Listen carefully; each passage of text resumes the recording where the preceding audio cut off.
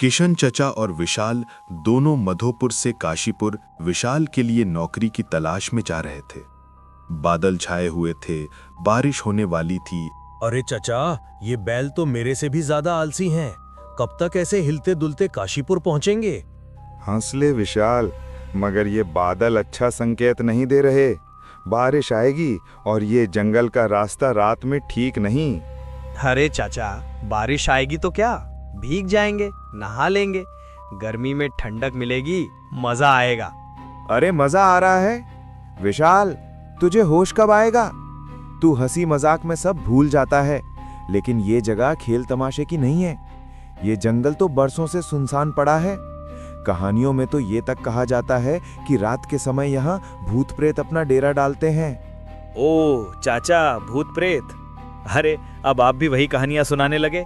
बिल्कुल गांव की बूढ़ी अम्मा जैसी बातें कर रहे हो आप। वो भी तो हर मोड़ पर भूत दिखा देती हैं, कभी पीपल के पेड़ पर, कभी सुनसान कुएं के पास। सच कहूं तो आपकी बातें सुनकर मुझे डर से ज्यादा हंसी आ रही है। तभी बिजली जोर से गरजने लगती है। दोनों ऊपर की ओर देखने लगते हैं। चाचा, ये बादल तो ऐसे लग रहे हैं जैसे कोई बड़ा तूफान ला रहे हों। कहीं हम फंस न जाएं। मैंने तुझे पहले ही कहा था ना, जल्दी निकलना था। पर नहीं, तुझे तो बातें बनाने से ही फुर्सत नहीं मिलती। अब देख, ये बैल भी बार बार रुक रुक कर चल रहे हैं, जैसे इन्हें भी रास्ता अच्छा ना लग रहा हो। बारिश होने से पहले हमें कहीं रुकने की जगह देखनी होगी। अरे चचा, अभी आपने जिस जगह का नाम लिया था वही शायद हमारे सामने है। देखो ना, उस ओर से हल्की हल्की रोशनी झिलमिला रही है। लगता है कोई इमारत है। और गौर से देखो, ऊपर बोर्ड पर कुछ लिखा भी दिख रहा है। हाँ, वही होगा, माधोपुर स्कूल। चलो क्यों ना वहीं चलते हैं। जंगल के बीच में स्कूल, ये तो वाकई अजीब है। कोई गांव बस्ती तो आसपास नहीं दिख रही, चारों तरफ बस घना जंगल। तभी अचानक एकदम से बारिश शुरू हो जाती है। चाचा, इतनी तेज बारिश में अगर हम जंगल में ही भटकते रहे तो और मुसीबत होगी। देखिए, रास्ता पूरा कीचड़ हो गया है। उससे अच्छा है कि हम उस स्कूल के अंदर चले जाएं। कम से कम छत तो मिलेगी। और ये आपकी भूत प्रेत वाली कहानियों पर भरोसा करते रहे ना, तो ठंड और बारिश में यही बीमार पड़ जाएंगे। वो दोनों स्कूल की ओर जाने लगते हैं। बाहर से देखने में स्कूल बहुत ही भयानक लग रहा था, पर बारिश इतनी तेज थी कि उन दोनों के पास वहां रुकने के अलावा कोई और रास्ता नहीं था। बैलगाड़ी से उतरकर वो दोनों स्कूल के अंदर जाने लगते हैं। विशाल, एक बार फिर से सोच ले, जंगल के बीचों बीच स्कूल, ये बात गले नहीं उतर रही। देखना, आसपास कोई गांव है, ना बच्चों की आवाज, ना ही कोई और इंसान, बस अंधेरा, पेड़ों की सरसराहट और ये अचानक बरसात। मुझे तो बहुत अजीब लग रहा है। चाचा, आप तो हर वक्त बस शंका ही करते रहते हो। कभी कहते हो जंगल ठीक नहीं, कभी कहते हो रास्ता मनहूस है। अरे इन पुरानी कहानियों ने आपको इतना डरपोक बना दिया है कि हर चीज में भूत दिखाई देता है। जरा सोचो, इतनी तेज बारिश में अगर हमें ये स्कूल ना मिला होता तो हम कहाँ जाते? कम से कम छत तो है हमारे सिर पे, और आप हैं कि मिलने वाली राहत में भी सिर्फ शक ही ढूंढ रहे हो। वो स्कूल के अंदर आ जाते हैं, जहां पर कुछ बच्चे नीचे बैठे थे और स्कूल के प्रोफेसर वर्मा उन बच्चों को पढ़ा रहे थे। अरे इतनी रात को मेहमान, बाहर तो तेज बरसात हो रही है। जंगल में रुकना सही नहीं है, अंदर आ जाओ। स्कूल की दीवारें तुम्हें बारिश और ठंड से बचा लेंगी। वैसे भी जो यहाँ आता है खाली हाथ कभी नहीं जाता। धन्यवाद प्रोफेसर वर्मा, सच में आप तो हमारे लिए देवदूत बनकर आए हैं। इतनी घनी बारिश, अंधेरा और ये सुनसान जंगल, मैं तो सोच रहा था कि अब रात कैसे कटेगी, पर आपकी ये दयालुता हमें हिम्मत दे रही है। चचा, देखिए ना, इंसानियत आज भी जिंदा है, वरना भला कौन इतनी रात को अजनबियों को अपने स्कूल में जगह देता। धन्यवाद। अरे बेटा, धन्यवाद किस बात का, ये तो मेरा ही कर्तव्य है। ये स्कूल हमेशा से मेहमानों के लिए खुला है। तुम जैसे मुसाफिर तो अक्सर ही यहाँ आ जाते हैं, बारिश में, अंधेरे में, रास्ता भटक कर, या शायद रास्ता ढूंढते ढूंढते खुद यहाँ पहुँच जाते हैं।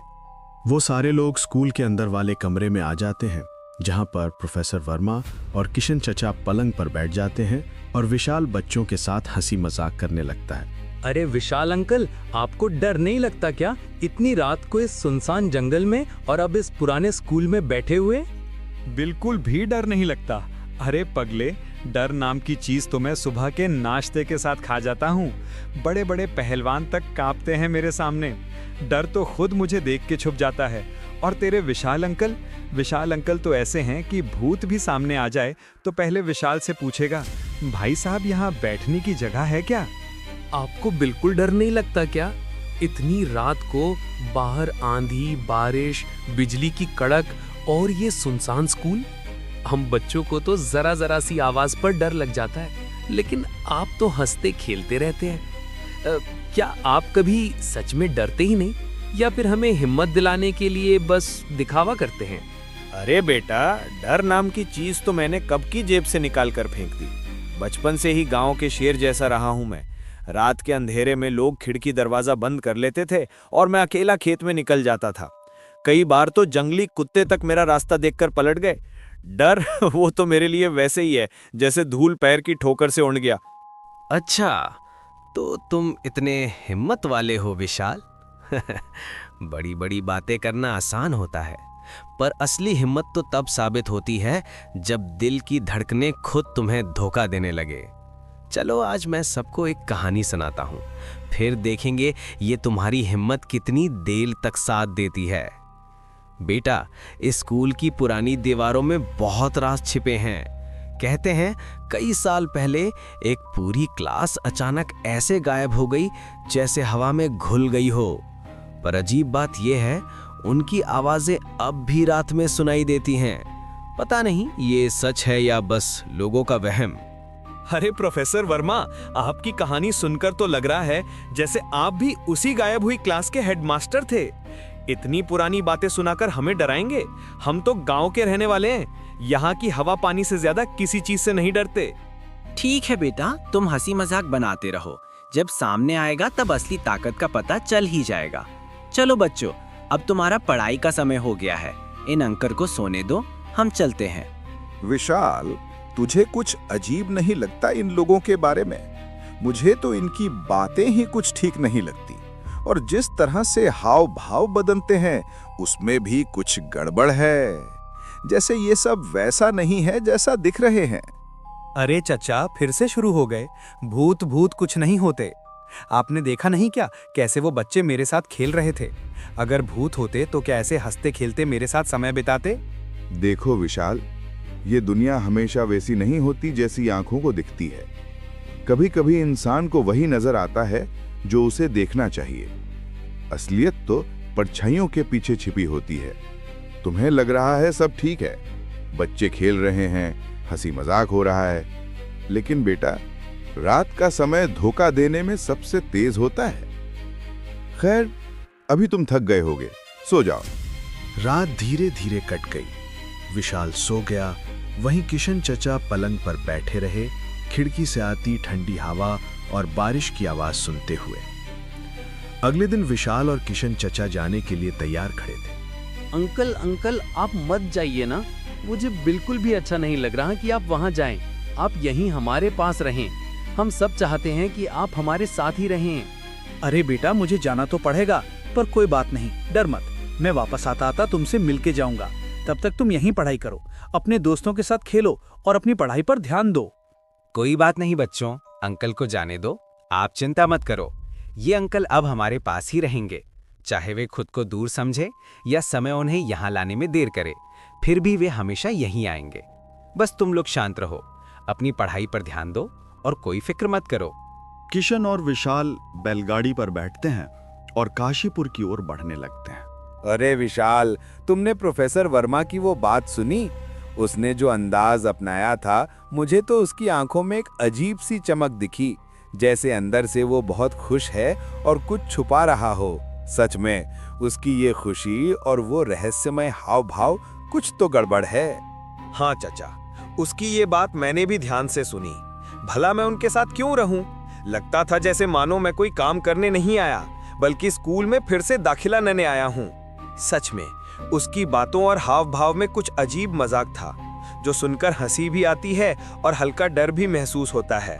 मैं भी तो कब से तुम्हें यही समझाने की कोशिश कर रहा था विशाल, पर तुम हो कि मेरी बात सुनने को तैयार ही नहीं थे। बार बार मुझे ये सब कहना पड़ा और तुम फिर भी अपनी समझ पर टिके रहे। खैर, शुक्र है भगवान का कि अब हम आखिरकार काशीपुर पहुंचने वाले हैं। देखो, अब जो भी होगा हम दोनों साथ हैं और सब ठीक रहेगा। दोनों काशीपुर चाय की टपरी पर रुकते हैं। कल रात से ही हम ठंड और बारिश में फंसे रहे और ना हमें थोड़ी गर्म चाय मिली, ना कुछ खाने को। और वो प्रोफेसर वर्मा, क्या कहूँ, ऐसा प्रोफेसर पहले कभी देखा ही नहीं। उसने ना हमसे चाय के लिए पूछा, ना खाने के लिए कोई बात की। ऐसा लग रहा था जैसे हम यहाँ बस वक्त काटने के लिए ही बैठे हों। ये बातें, ये हंसी मजाक, अब सच में नहीं जानते कि वहाँ क्या सच है। आपको असली सच का कोई अंदाजा तक नहीं है। वो प्रोफेसर, वो स्कूल, वहाँ जो हुआ उसकी हकीकत आपके समझ से बाहर है। सच कहूँ तो वहाँ की हवा और खामोशी भी सिर्फ दिखावा नहीं है। हर चीज में कुछ तो गहरा और डरावना है। डरावना? वो तो मुझे भी थोड़ा सा लगा, पर सच कहूँ तो उन बच्चों से मिलकर अच्छा ही लगा। जो डर हमें लग रहा था वो तो कहीं गायब ही हो गया। बिल्कुल भी डरावने में ही थे, हंसी मजाक कर रहे थे और साथ ही पढ़ाई भी कर रहे थे। सच में उनकी मासूमियत और जोश ने सब डर हल्का कर दिया। अरे भाई, ये तुम क्या कह रहे हो? वो स्कूल इतने सालों से बंद है। वहाँ के बच्चे और प्रोफेसर वर्मा ये तो कब के मर चुके हैं। सच में उस स्कूल में एक हादसा हुआ था और वही हादसा उनकी मौत का कारण बना। तुम्हें लगता है कि वहाँ कोई अब जी रहा है? नहीं, सब खत्म हो चुका है। जो तुम्हें हंसते खेलते और पढ़ाई करते हुए दिखाई दे रहा था, वो सब अब बस यादों और परछाइयों का खेल है। ये तुम क्या कह रहे हो भाई? हम तो पूरी रात वहीं थे, उन बच्चों के साथ खेले, बातें की, हंसी मजाक किया। प्रोफेसर वर्मा से भी मुलाकात हुई। उन्होंने तो हमें बड़े अपनेपन से समझाया था